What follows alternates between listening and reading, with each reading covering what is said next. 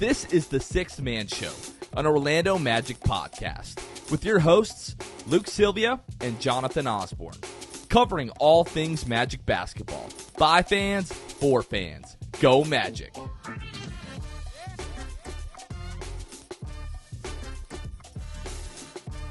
What's going on, Orlando Magic fans? You guys are back with the Sixth Man Show. Today is September 12th, 2022.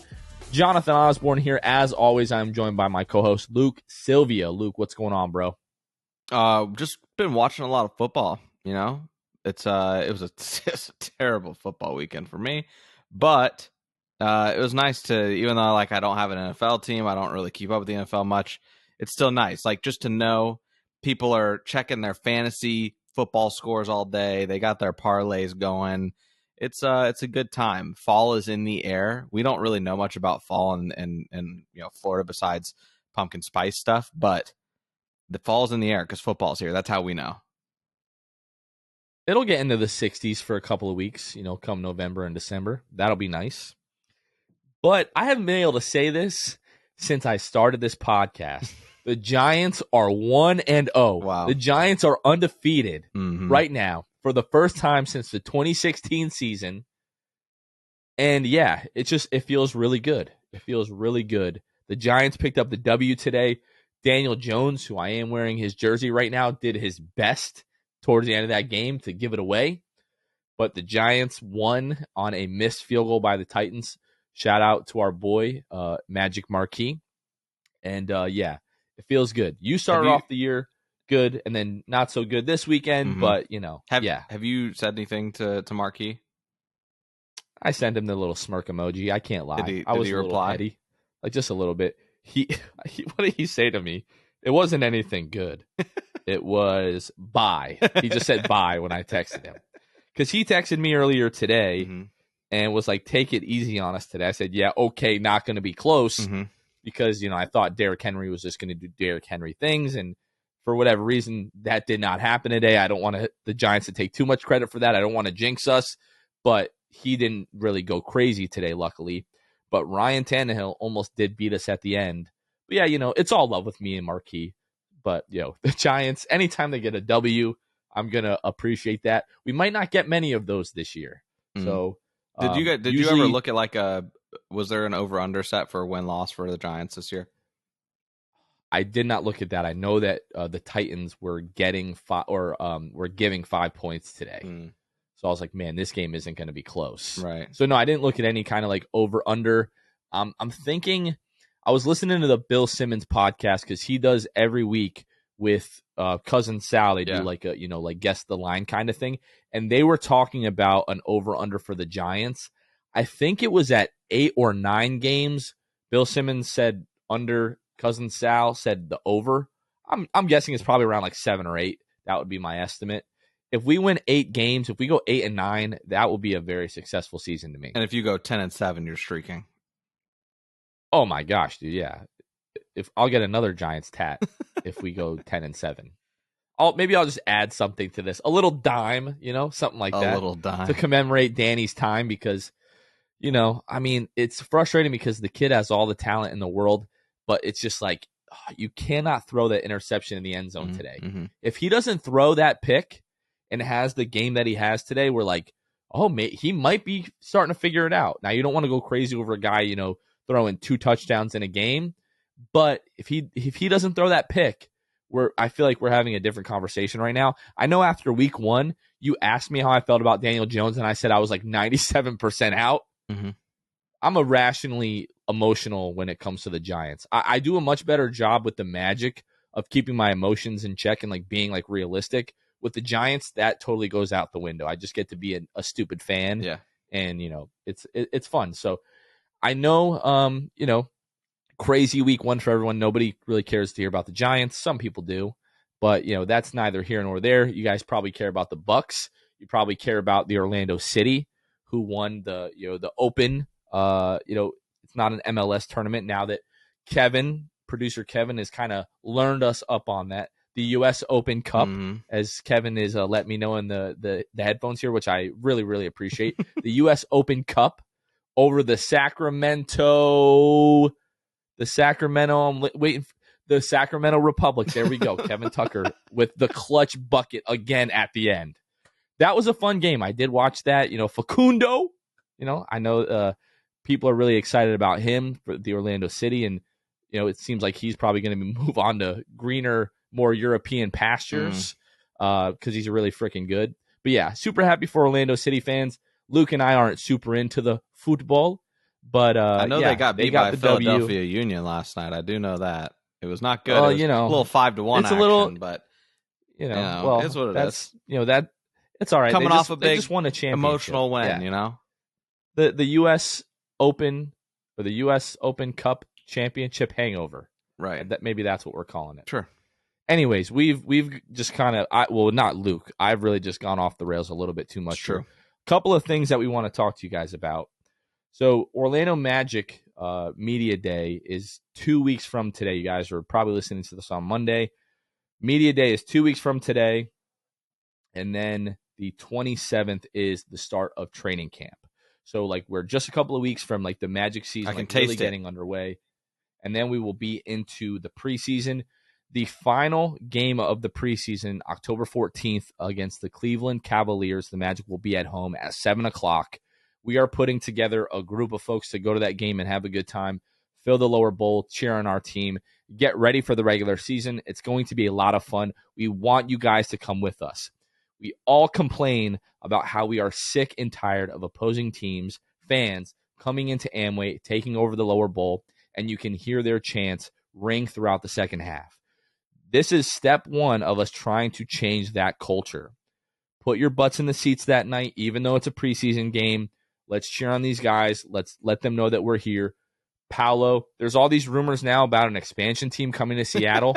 You better start cheering Paolo like your freaking life depends on it, because I got to let you know it does, okay? Mm-hmm. Seattle gets the Sonics back. Or anything. I'm the DeVos family. I'm driving to Paolo, and I said, I don't care if this violates the CBA. We are going to sign you to a 20-year contract tonight. We will take the fines, whatever it takes to keep you here in Orlando. Right.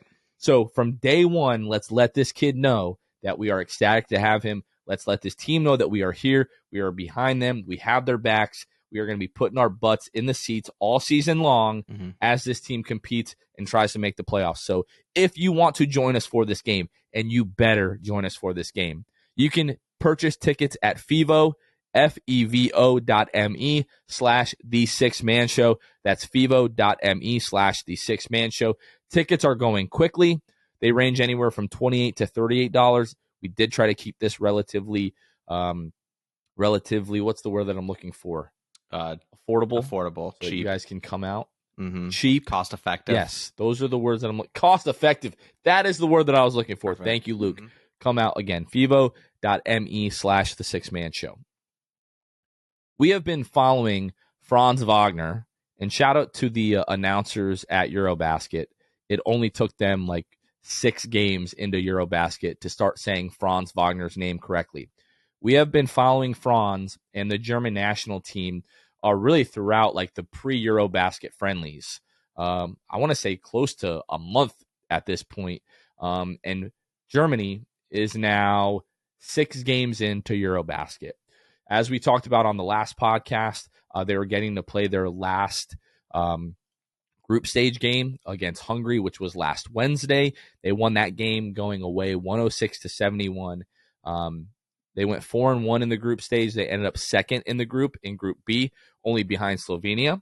They actually both finished 4-1, but because it was the head-to-head tiebreaker and they lost to Slovenia in the 4th game, Slovenia had the tiebreaker. So in the round of 16, Germany was matched up against Montenegro. With 2:34 to go in the third quarter, Franz went up for a 3. There were 2 defenders that closed in on him. His right ankle came down on a defender's foot, and he twisted the ankle. He looked like he was in a lot of pain. Shot his free throws, but then left the game and was on the bench for a couple of minutes with the trainers. And then, from what I understand, he left the arena to go get further treatment or to go get testing, whatever the case may be. He wasn't on the bench for the rest of that game. There are people on Twitter just kind of doing my Twitter research, not from any verified accounts, by the way, just very blurry photos of what looks like it could be Franz Wagner from behind wearing a hoodie, getting into some kind of black SUV after the game. Also photos of him getting like a lot of ice on the ankle while he was still on the bench. But early Sunday morning, the German national team from their Twitter, they said, update from Berlin. After extensive imaging diagnostics in the accident hospital in Berlin late yesterday evening, Franz Wagner is still being treated by the DBB Deutschland something basketball or Deutschland Basketball Bund. I don't really know what the DBB is, but the further course remains to be seen in terms of whether or not Franz is going to be available. Their next game is actually coming up on Tuesday. They're set to go up against Giannis Antetokounmpo and Greece, so one of the favorites of the tournament. Serbia was actually knocked out on Sunday. They lost 86-94 to Italy, which really was a massive upset. Serbia had Nikola Jokic. So as it is now in the quarterfinals, Germany is set to go up against Greece. If they move on, they would play the winner of Spain and Finland. And then the other half of the bracket, Slovenia is going to play Poland on Wednesday, and then France is going to play Italy on Wednesday. The expectation would be for France and Slovenia to move on again, have a rematch from Group B, and then the winner of that game would move on to the final. The road for both of those teams gets a lot easier without having to play Serbia. But if Germany beats Greece, if Franz is healthy and is able to play against Greece, they play the winner of Spain and Finland.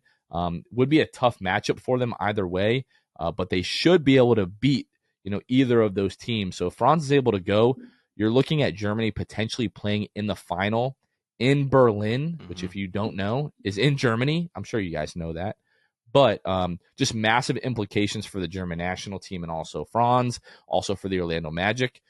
It doesn't seem like it's anything super serious, but we got that update, early, Eastern time here in the States, which was like early to mid-afternoon, I think, over in Germany. But we haven't got any further updates after that point. Maybe we'll hear something on Monday. But again, they're set to play Greece on Tuesday. And if they don't have Franz Wagner, I don't see them getting past Giannis. Do you think Greece. the moment that Franz went out of that game, Weltman called Germany and was like, hey, guys, don't let him play. In fact, we might not let him play the first month of the season now, just by what we saw, So we're just going to hold him out actually the whole year. And we're just not going to see Franz. So sorry, guys. We're being extra cautious. And we really hope that Franz improves. There's no way that Weltman was in a good mood when he got wind of it or was watching and saw it. That he wanted to take full control and just be like, hold him out. We know how this team handles injuries in general. So to see it happen at the hands of a different team, regardless of it being FIBA, EuroBasket, Weltman was probably just losing his mind. Still is. Yeah, I mean it's a tough situation, obviously, because his health is going to be first and foremost. We saw Mo Wagner have an ankle injury in the beginning of August, I believe it was, and then he was just automatically ruled out for all of their friendlies and for the Super Cup and then EuroBasket. So depending upon the severity of the sprain, and Franz looked like he was in a lot of pain. Now, they were winning that game comfortably, and then it got super tight down the stretch. Give all the credit in the world to Montenegro in that game. But I think at one point they were up by 24 points. I think it was 48-24, right before halftime. So Montenegro came all the way back and really had a chance to win that game in the final minutes. Not having Franz was massive, really, really tough for Germany.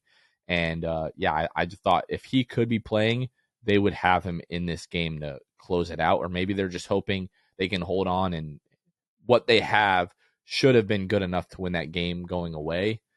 They ended up just barely squeaking it out.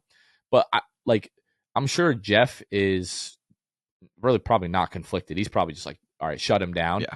For me, I'm just man, winning the EuroBasket for Germany, which I think would be their first time since 1997, I want to say. I could be mistaken on that. 1997 is significant for Germany in EuroBasket. I don't know if that's the last time they won or like the last time they made it to like the semifinal or to the final, but it's a massive deal for these guys that get to play for their national teams. I think in the U.S., we're kind of jaded and we take it for granted because when it comes to international play, we're just expected to destroy everybody. Yeah. And anything else like that's not gold isn't a big deal. And because at least, in our lifetime, except for like 2004 and I think 2008, I think outside of that, like we've just whether it's like the FIBA World Cup or the Olympics, it's just like gold after gold after gold to the point now, like the last FIBA World Cup where we lost to France, like people didn't even care. They're like, whatever, we win gold all the time. But I feel like it's a much bigger deal for these other countries. And Franz was just like, everyone was talking about how well Franz was playing, and something like that, like going up against the best guys in the world. Like, let's say they beat, Slovenia or France in the EuroBasket final and they win EuroBasket, then all of a sudden, like, that is just such a big boost for Franz Wagner. I was really looking forward to like him just carrying that momentum into the Orlando Magic season. So if he is healthy enough to play, I do want him to play. Like, because if he wasn't playing EuroBasket, he would be playing like open scrimmages, with the Magic guys and everything. These guys can get hurt at any time. So unless it's an issue with like the court conditions, like what we saw at the crossover, and also in it wasn't in Berlin. Where were they? In Cologne, the group stage in Cologne, the court conditions there were not great. Guys were slipping all the time. But like, I'm conflicted because sure, you just want to like bubble wrap Franz for the regular season, but at the same time, like, it's so special to be able to do that for your national team, especially if you're not the U.S. And I was really looking forward to that because they have a real chance to win it all. Yeah, they do. It's tough, but as a Magic fan, I also get it. People that are like, hold them out. I don't care. I mean, to be completely honest, like, yes, I think it would be great if Franz can win. But at the same time, I'm like, selfishly, I mean, I said it when we first were talking about EuroBasket. I was like, I don't really care, honestly, if Germany's winning games if Franz isn't playing well. Like, if Franz isn't playing well in these games that Germany's winning, I don't really care. Like, I just care about Franz. Let's make that clear. So for me, it's almost like my knee-jerk reaction is, yeah, hold him out. But I understand. It's a huge deal. I know Franz knows it's a huge deal for him. He would love to do it. So we'll see how they handle it and what happens with Franz, hoping that it's just, nothing serious. I don't know what I was thinking. 1997 EuroBasket, Yugoslavia has nothing to do with Germany. I don't know why I felt like that was relevant. You guys can just completely ignore that. I think they won in 93 or something. They hosted and won gold in 93. I think that's 93. I think that's what I saw, but year I was born. It's a great year. I was yeah. I wasn't born. You weren't quite born. I was -3. Yeah, you're I was almost there. You're just swimming around, just chilling, hanging out. But yeah, a lot of people are just like, shut him down. I'm like, I would understand if they do that, and I feel like that is probably what will happen.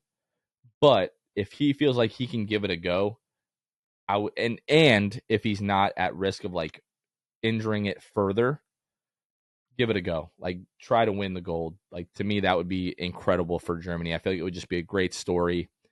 And the other thing that sucks is like, this team would be so good with Mo. Like, if Mo Wagner was playing in this game or playing in this tournament and a healthy Franz and everything like that, Germany is going to be really good for a long time. And it's exciting that we have a guy like Franz that we get to watch for the Magic and then also watch him compete on these like big national stages. I'm probably going to sound, before we switch off this topic, I'm probably going to sound like a huge international basketball casual, but didn't Vooch play for Montenegro like recently? Like, he didn't play the other day. Is he not playing at all for Montenegro this year? I don't think he's playing in EuroBasket at all. Yeah, that's what I thought, but I'm almost certain. I wasn't able to catch the game on Saturday against them, so I just was kind of looking at the box score. I figured that wasn't the case. I heard nothing about Vucevic. Figured he would have been a contributing factor, so that's interesting. Yeah, no, I don't know why he's not playing, but I'm pretty sure I was like looking at their roster before EuroBasket started and he wasn't listed. So he I don't think he was dealing like any kind of injury, from the playoffs with the Bulls. But yeah, sometimes they just don't play for the national team. And yeah, that's another team that would be really interesting if Vooch was playing, because like in the first game of the knockout round, they took Germany to the brink. Yeah. And if Vooch is in that game, right. I don't know. Things might have not been, may not have been different, but yeah. Magic fans would have told you that would have been different. Bulls fans would have told you it wouldn't have made a difference. Bulls fans, bro, I love Bulls fans, but they go back and forth on Vooch like way worse than Magic fans did. Yeah. Like they're like within a game, they're back and forth on Vooch. Like, trade this guy, he sucks. All right, this is the Vooch we've been waiting for. Bulls winning it all. Like, they go really crazy with it. Yeah. Let's go ahead and shout out our patrons. So if you guys are new listeners to the show or just haven't heard this part of the show before, we do have a Patreon channel where you can help financially support the show. If you're interested in that at all, you can find us at patreon.com/the sixth man show. Every penny that comes in through our Patreon channel goes back into the show, helps us do things like upgrade equipment and get better resources to bring you guys a better show.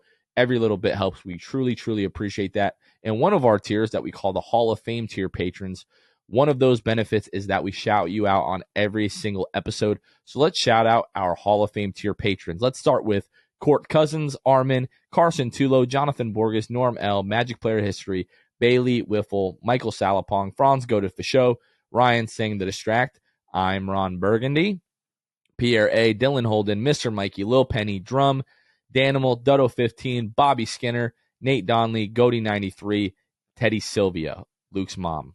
Thank you guys so much for your support. It really means the world to us, and we cannot do what we do without you guys. So again, if you would like to be one of our patrons, you can find us at patreon.com/the sixth man show. A couple of items of NBA news, Luke, this week. Nothing really too crazy here. Shams tweeted out a couple of days ago that the NBA has informed teams that the 2023 to 24 salary cap is currently projected to be $134 million, which is $10.4 million higher than this season. But this is really just $1 million higher than previous projections. So although it is a slight bump in calories, man, I need to get on a diet. That's why I'm thinking about calories. But salaries, there is going to be a little bit of a bump. Usually there is each year, but it's just $1 million higher than previous projections. So it doesn't make a massive difference really for anybody. But there is another piece of news that I almost said Woj, good grief. Shams, he tweeted out about the current framework of an NBA in-season tournament coming as early as 2023-2024. Per sources, this is nothing that's been announced by the NBA officially. Some of the details includes cup games through November, and then 8 teams advance to a single elimination final in December. The other 22 teams will continue with the regular season, and then all games are part of the normal 82 schedule, with one extra for the 2 final teams. He says the NBA and NBPA are still working to finalize the in-season tournament, which includes to be determined prizes for the 8 teams that advance to the single elimination round, sources said. So we've heard about this, it seems like for the last, 4 or 5 years. They've been trying to work something out. It's been rumored. They've been working on how to incentivize that. But the details so far, so cup games through November. So that's like 6 weeks, because the NBA season usually starts about the third week somewhere about there into October, around October 19th, 20th, and then games would run through November. So that's basically 6 weeks of cup games, and then at that point 8 teams would advance to a single elimination final in December, with the other 22 teams continuing with the regular season. So Luke and I were talking about this before we started recording the show, and it's just like, how does that work? The other 22 teams, if you have games scheduled against those other 8 teams, how does that come into effect to where everyone would still end up playing 82 games other than the 2 teams that make it to the final of this tournament? So for me, I just need more details before I really give a good opinion on how I feel about this one way or the other. Yeah. It seems exciting. Like we just saw the Orlando City fans get excited about the U.S. Open Cup. So maybe it would give teams that aren't that great something to get excited about in the middle of the season. Yeah. But I don't know how I feel about this yet. Yeah, so I don't know either. I found some stuff here. Let's see. I'm looking at basically Sham's Twitter, like tweeting history, to looking up the end season tournament, looking by that keyword, and just trying to see what else he has said in the past as well, to see if they're, maybe it's just not accurate anymore, but just to kind of give a better idea too of what the format even looks like.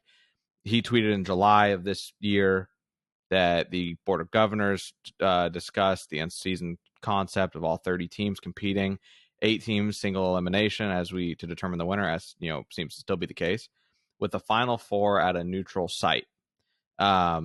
So that's interesting, right? Like they're just trying to take it away more, make it more even, I guess, when it gets to that final 4. There's not like a huge. I just wonder how that's going to work. Like, where are they going to play? Like, neutral site, does that just mean like another NBA's like court? Neutral site sucks. Well, yeah, because you take your fans away from being able to go see the team play, right? Unless you're doing it like between it's not even locations, or I don't know what they're going to do. It's not. Oh, you take your like teams away from like the fans, like you don't have home court advantage. Like for me, it's just like as a Magic fan, like we literally just saw this with the Orlando City, like having the final in your home stadium is like a massive deal. Like when Facundo scored that goal to give them the lead towards the end of that game, like the microphone on ESPN sounded like it broke because that stadium was so loud. And I'm sure it was a crazy amount of fun. We've talked about this in the past. Like, what if the Magic host a play-in game? Like, you've got one game to move on. Like, how crazy that atmosphere would be. And, like, the cup games is a cool idea because, like, regular season games, it's like, oh, well, this game is, like, one of our cup games. So it's going to make it, like, that much more important. And just, like, having that kind of final, like, in your home arena would just make it so much more fun. Or what are they trying to do? Like put it in like a football stadium, like they do with the like March Madness Final Four, and have 100,000 people there? Like to me, that just has to suck. Yeah, I mean, we'll see what happens. I think that I do like the tournament and the case. Like I'm just trying to figure out, okay, what is the main incentive? Is it just money? Like, you know what I'm saying? Like, is it just money for players? Because it looks like $1 million. Like at least when he was tweeting about it too. In July, and then anytime before that, he had talked about like it's $1 million in prize money per player. So like I'm guessing if your team is the team that wins, each player gets $1 million, which is nuts. Like you understand, like this means the 13th guy on the bench, 14th, like $1 million.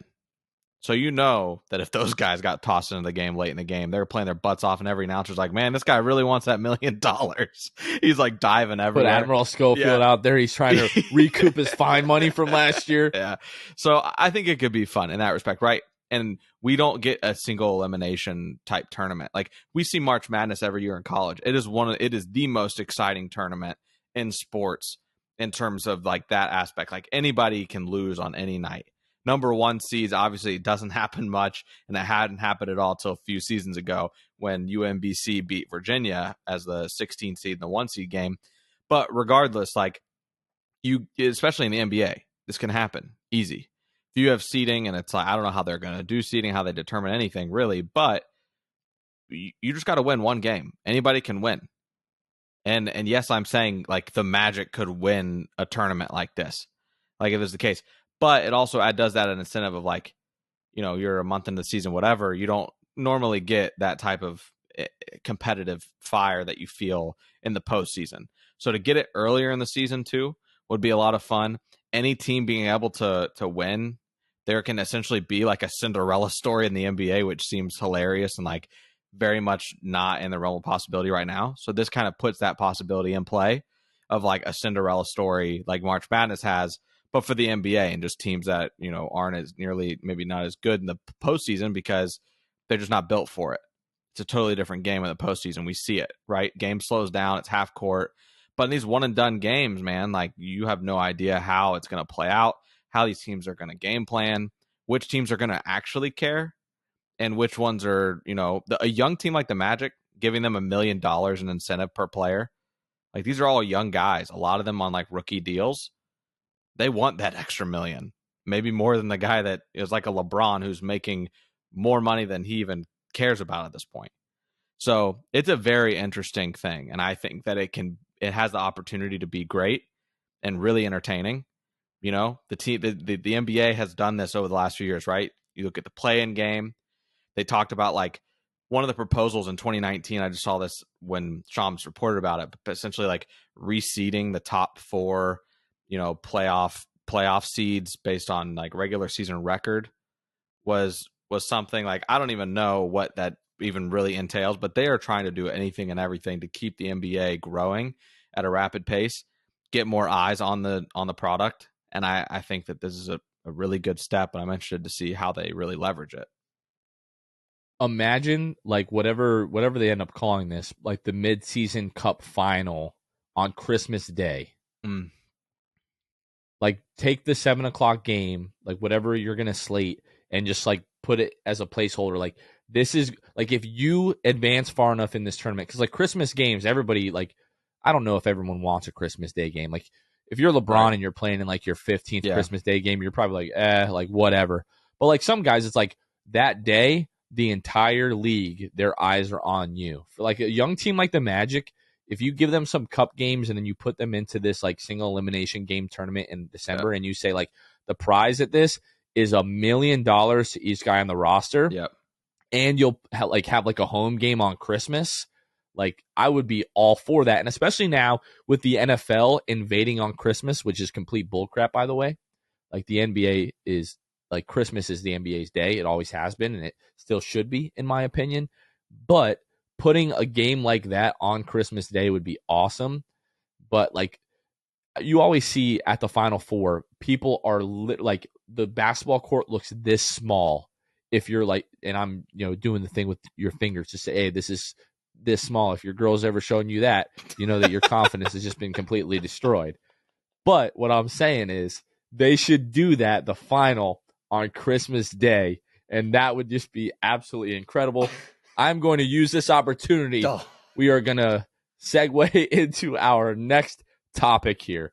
So, I hate you. Not to like, that was pretty good, right? That was, for the folks on YouTube, will really appreciate that. If you're listening to this on like the podcast version of this, just pause it, go to the YouTube video, watch like the last 45 seconds, and like you could just thank us later.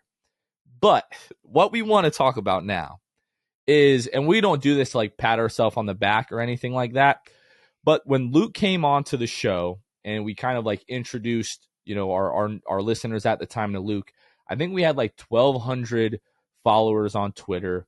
We are getting like maybe a couple hundred downloads per episode. Mm-hmm. We're probably close to like quadrupling that at this point. Like, our social media following, on YouTube, we're doing way more than 4 times more than what we were doing back then. We're doing a lot better with the downloads, and that is all thanks to you all. But we also understand that there are probably a lot of people that are like coming to the show that don't know like my backstory, Luke's backstory, how the podcast got started, and kind of like what the heartbeat and like the mission of the 6-Man Show is. So we're going to just start by like, allow me to reintroduce myself. My name is Jonathan, and I'm an Orlando Magic fan. And we're just going to kind of go through how we became Magic fans and how we started the show and why we do the show and all that kind of stuff. So if you've heard this stuff before, by all means, like, we're like 30 some odd minutes into this. You've gotten your content. You all can right. Tune out. You've gotten your content. Mm-hmm. We've given that to you. Mm-hmm. But for the folks that have come alongside us in the last 2.5 years that may not have heard this before, this is for y'all. So myself, I was born in 1993. I was born in New Jersey. That is why I'm a Yankees fan. That's why I'm a New York Giants fan, because my whole family was into football and into baseball. But we moved to North Carolina for about a year when I was 2 years old. And then when I was 3 years old, we moved here to Florida. Okay. When I was about 10 years old, my best friend, Will Robles, who was the original co-host on the Six Man Show before Luke blessed me with his presence every single week here. But he was really into basketball. I was really into baseball at the time. But I was at his house one day. We were playing NBA Live, and I think it was like NBA Live 2001, maybe 2002, something like that. Like we were playing on GameCube. That's how long ago this was. And we were playing. Both of us were on the same team, and we were playing as the Orlando Magic. And I was like, "Who is this number one? This dude is filthy." I learned that his name was Tracy McGrady. There was no YouTube back then.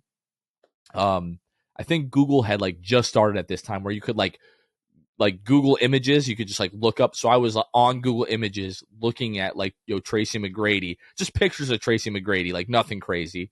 And then started to watch the Magic, and I just fell in love with Tracy McGrady. And Tracy McGrady is like what helped me fall in love with basketball. And not too long after that, Tracy McGrady was traded away to the Houston Rockets.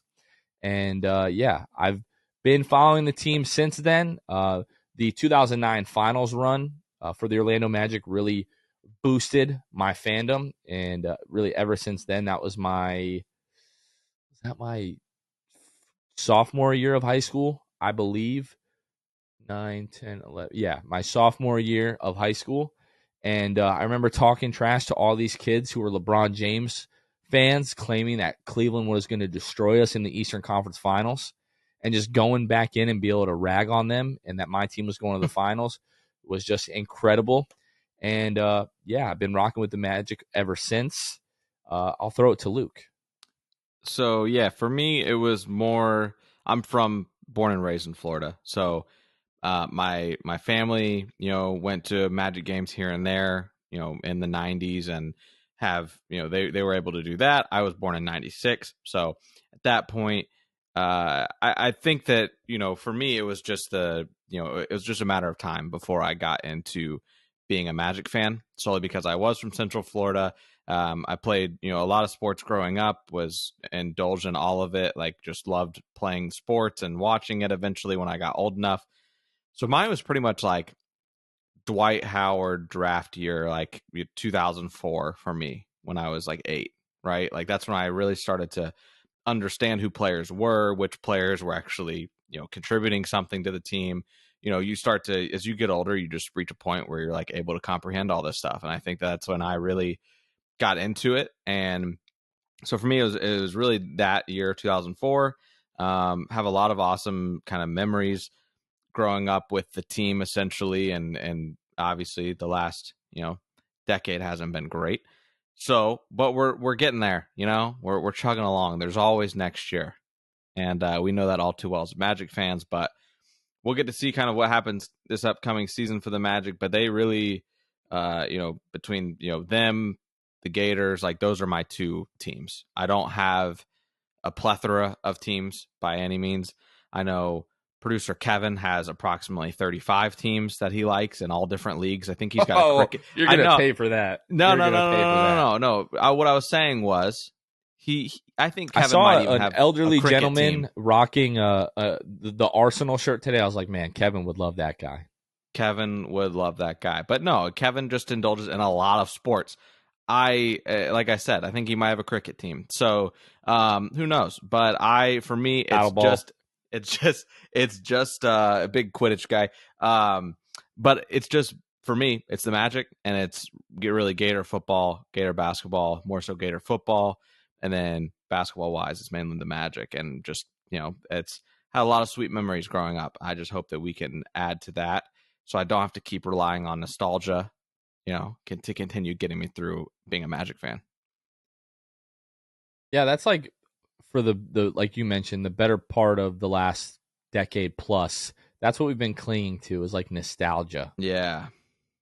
And like, especially when we talk about the jerseys, and some jersey stuff came out this week that we're going to hold off on talking about. We'll talk more about that stuff next week, for reasons for us to know and for you guys to find out. True. But Luke, you mentioned that the team has been bad for like the last 10 years. So, Dwight Howard gets traded away in the summer of 2012.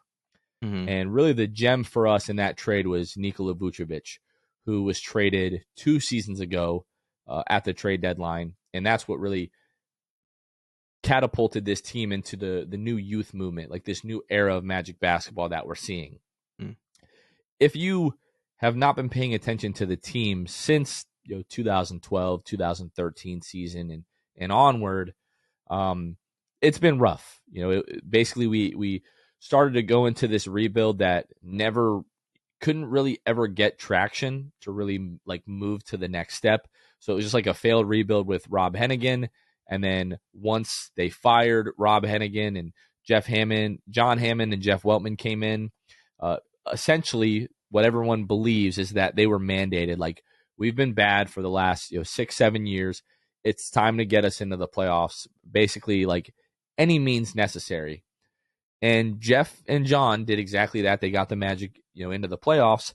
And then once Markelle Fultz got hurt 8 games into the 2020-2021 season, it was evident that it was time to go a different direction with this team and just to blow everything up. And they did that. But I say all that to say this. During the 2000s and the 20 teens, there was not a lot of Magic coverage. You had Orlando Magic Daily. Obviously, you had our boy Philip Rossman Reich. You had the Orlando Pinstripe Post. I know I'm going to forget. You had the Men in Blue podcast. Shout out to our boy producer Kevin.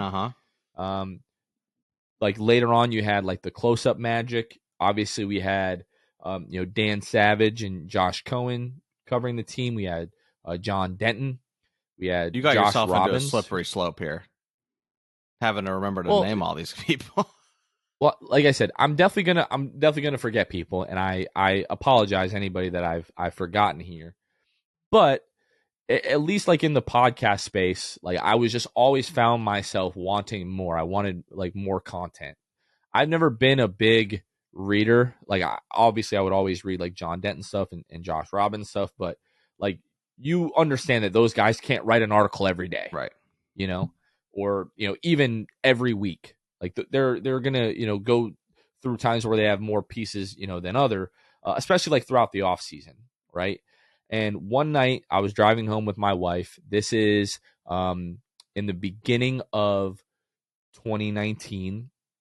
The Magic had just beat the Charlotte Hornets on Valentine's Day, like a few days before, I think, and like really destroyed them. It was the beginning of a beautiful finish to the season where the Magic were 20-31, and they went 22-9 over the last 31 games to end up as the 7th seed in the playoffs. And I was driving home with my wife one night. I had just finished listening to an episode of I don't know if it was Locked On Magic at the time. It was Philip Rossman Reich. I think he was Locked On Magic at that point. And I said, man, I wish I had another Magic podcast to listen to. And my wife said, why don't you start a podcast? And I was like, I would never do that. And the more I thought about it, I was like, why don't I do that? At least try it out. But I knew I wasn't going to do it by myself. I knew I needed somebody. So my childhood best friend, known him since I was 6 years old. He was really one of the driving forces in me getting into basketball and following the Orlando Magic. My buddy Will, I was like, Will, try this with me. If you hate it, we don't have to do it, but let's at least give it a shot. So we gave it a shot, and we covered the team throughout the playoff run that year, losing to the Raptors in the first round, into the offseason, re-signing Terrence Ross and Nikola Vucevic. But then the start of the next season, life got a little bit busier for him, and he was like, hey, this really isn't it for me. But unfortunately for me, I had already fell in love with this stuff. Meeting you guys, talking about this team every week, like sort of like the small community that we had started to build. And at that point, I was like, all right, I'm going to try to do this by myself as long as I can while I look for another co-host. I knew that I needed to bring somebody on eventually because doing it by my week, like, excuse my language, but it freaking blew. It sucked. Doing this, I don't know how Philip Rossman Reich does this 5 times a week. I would sit at my computer for hours every Sunday, type out every single letter I was going to say on an episode, and then I would just go through that for 35 to 40 minutes. And it was really important to me because I had realized how much, and it's so funny that we're doing this because I just listened to the episode where I announced that Will was leaving the show. I don't know why I listened to it the other day because I'm weird like that. The show was so bad back then. So I thank people that listened then, that still listen now. And I'm thankful that Luke even wanted to join the show because it was so bad. But I knew that I needed to find somebody that was going to be as committed as I was, because this is not an easy thing to do. We love doing this. We have a lot of fun doing this, but it is not always fun doing this. And it is hard, and you have to schedule your entire life to be able to do this. So I started to put the feelers out there. Luke hit me up on Twitter. We just kind of hit it like right off the bat. Yeah. Brought him onto the show. COVID hit. The whole league shut down.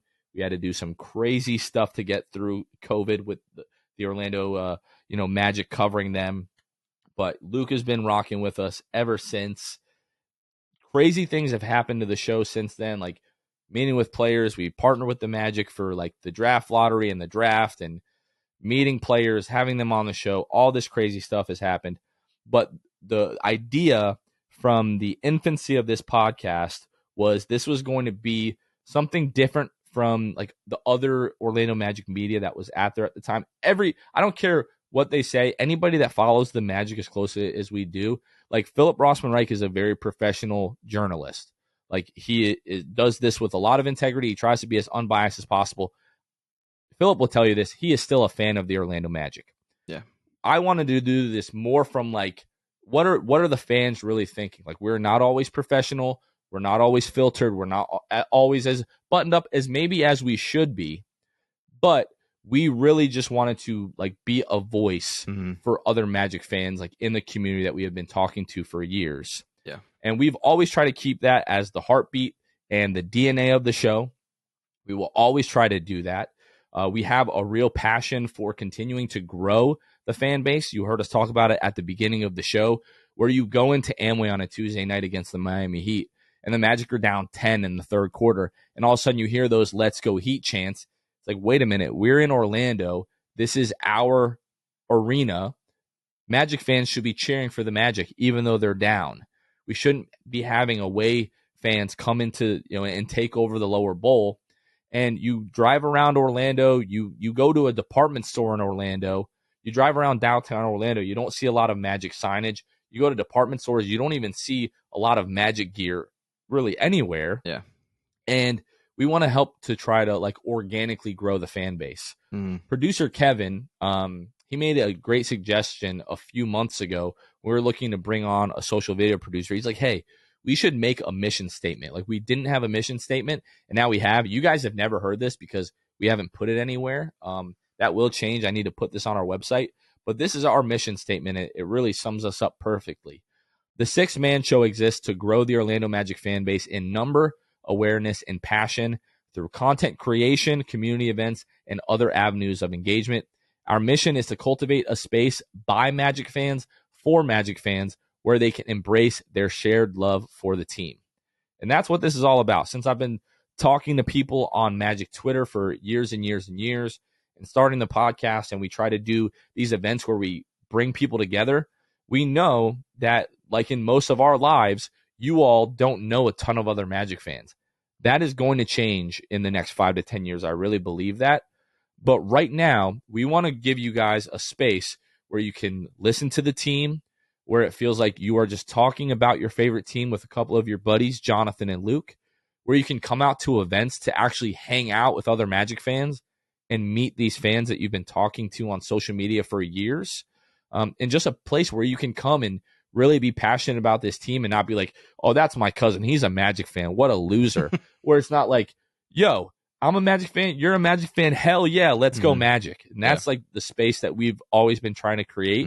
And that will always be the heartbeat of the show. I want to add too, you talk about, we just want you to feel like you're talking about the Magic with some buddies, like listening to your buddies talk about that. Like we obviously, like, we're not big enough that we just like ignore things that are said about the show. Like we hear things, we take into consideration things if it's said enough, right? Like, we seriously listen to what you guys say about the show.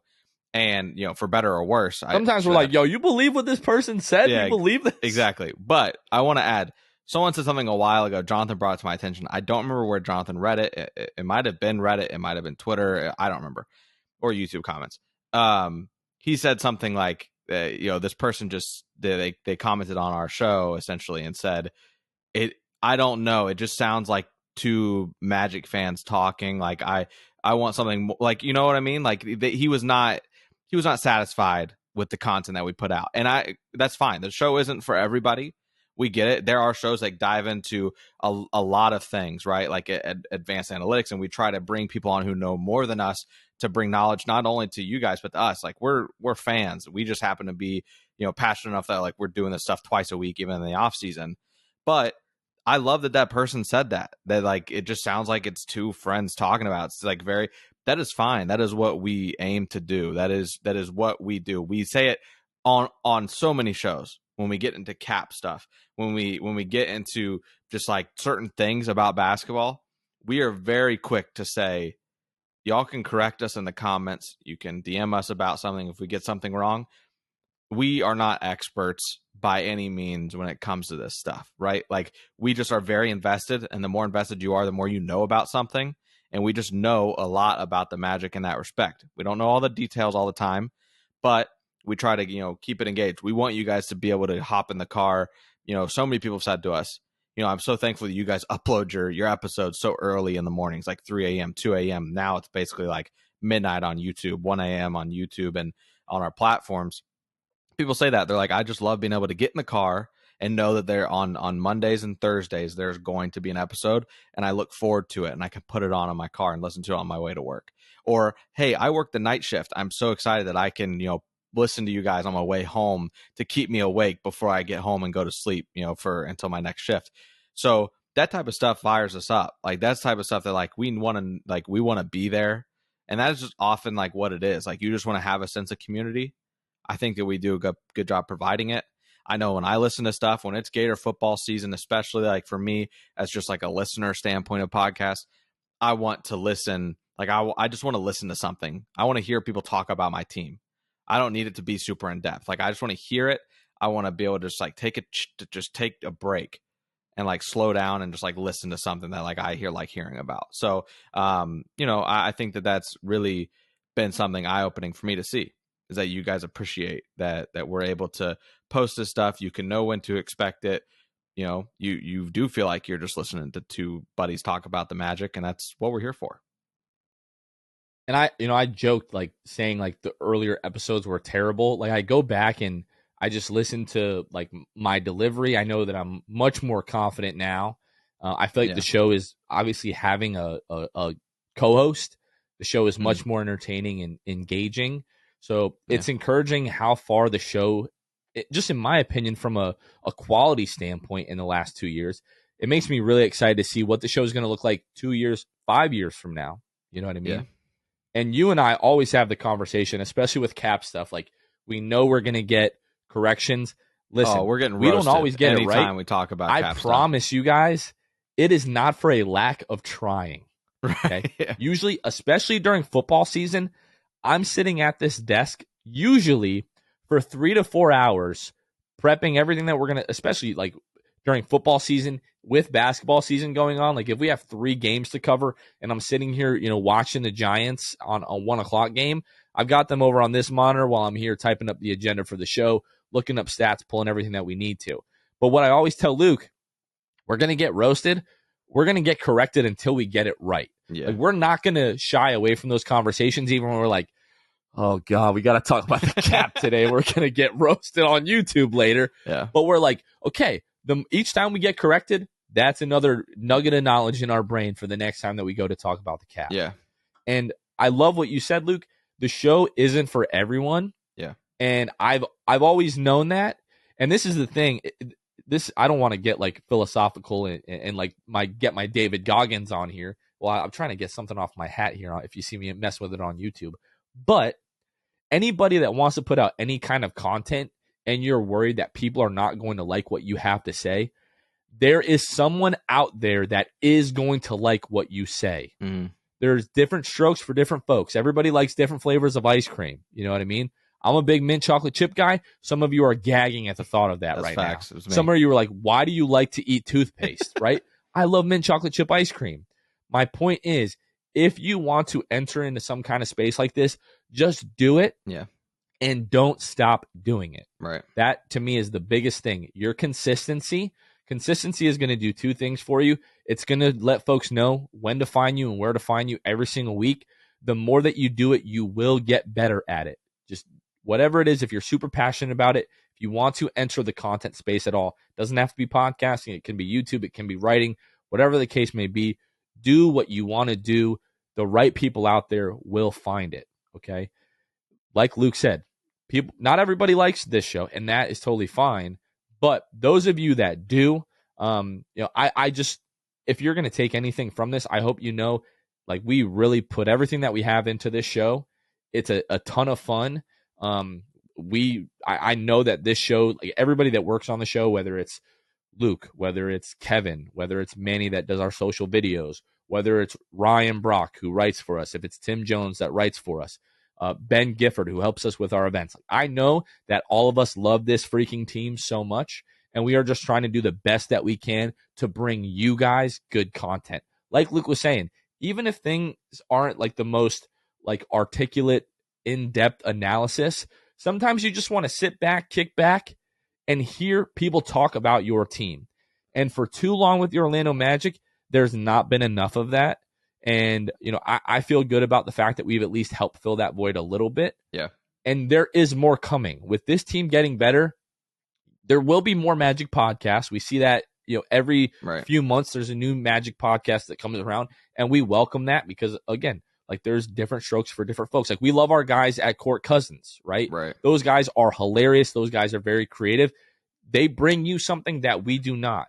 And it could be really easy, like, oh, we don't like mess with those guys, whatever, blah, blah, blah.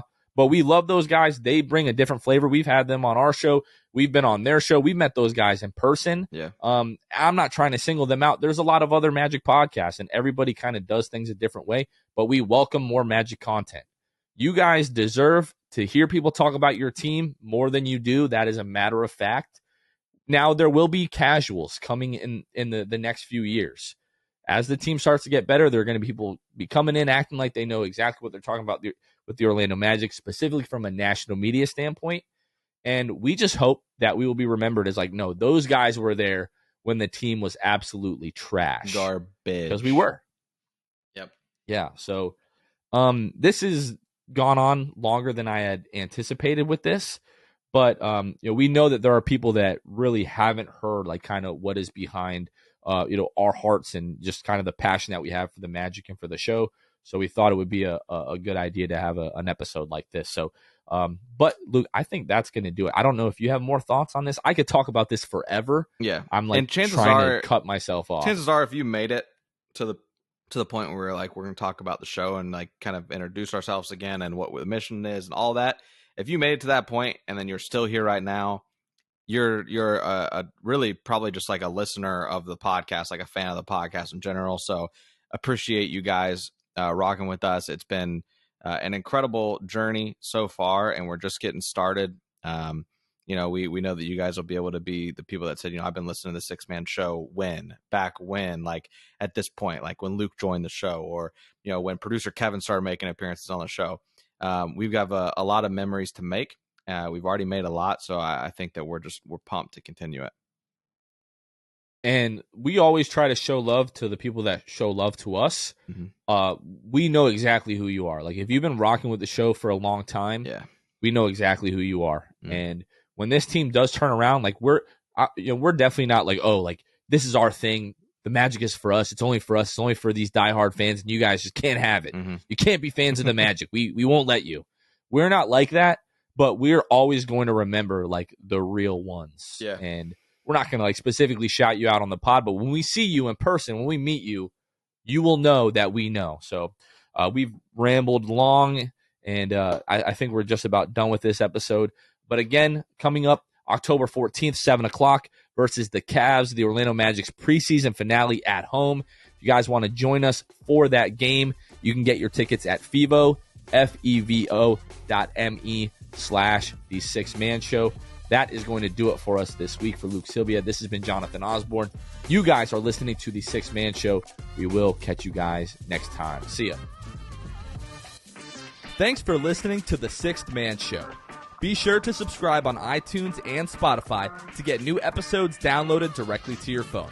If you enjoyed the show, please take a minute to give us a 5-star rating and a review. It helps out the show a lot. Follow us on Twitter, Instagram, and Facebook at Sixth Man Show. We'll catch you guys next time. Go Magic!